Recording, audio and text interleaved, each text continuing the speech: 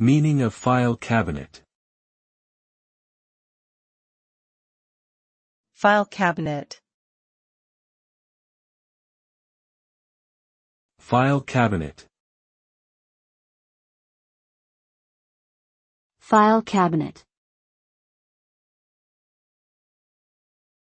File cabinet.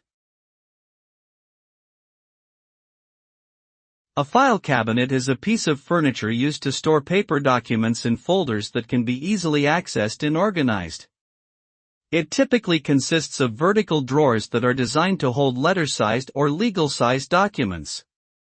File cabinets come in various sizes, styles, and materials, ranging from wood to metal. They are commonly found in offices, homes, and other settings where paper documents need to be stored and organized. By using a file cabinet, individuals or organizations can maintain an efficient and organized filing system, which can help to improve productivity and reduce clutter.